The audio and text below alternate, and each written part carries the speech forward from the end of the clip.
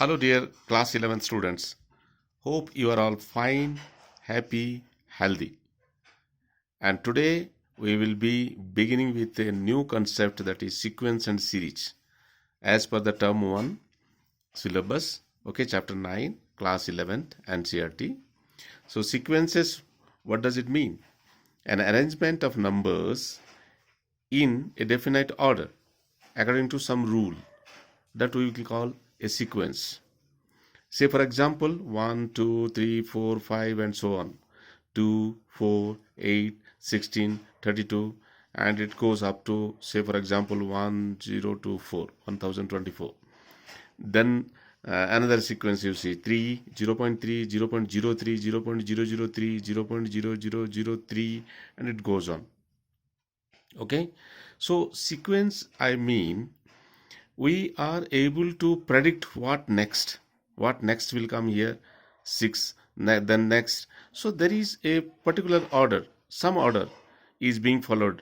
So different sequences will have different orders.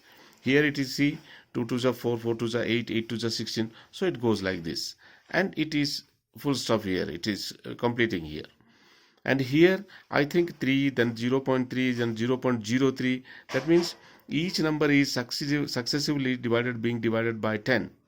Okay, each number is successively divided by 10. Then it goes on like this.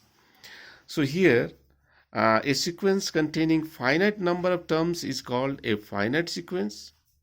Okay, a sequence which is called infinite if it has not a finite sequence. Otherwise we will call it a infinite sequence. In these examples you see the second one, the sequence is a finite sequence because there is an end to it. Here non-ending terms are there, non-ending terms it goes up to infinite sequence. Then what we call series. What about series? Let A1, A2, A3 and goes on up to AN be given sequence. Then how we can form a series? A1 plus A2 plus A3, all these terms is called a series associated with the given sequence. The summation of the terms. So A1 plus A2 plus A3 up to AN can also be written as a sigma, this summation sign, I goes from 1 to N AI. Okay, so this is so series is being formed out of a sequence, right? Some more examples we'll see. Some questions we'll see. Write the first 3 terms of the sequence defined by, suppose the nth term is given like this, an is 2n plus 5. Then क्या हम लोग इसका पहला 3 term हम लिख सकते हैं? A1 first term लिखेंगे, A2 is second term, A3 is third term. So इसको कैलकुलेट हम कर सकते हैं because an is 2n plus 5.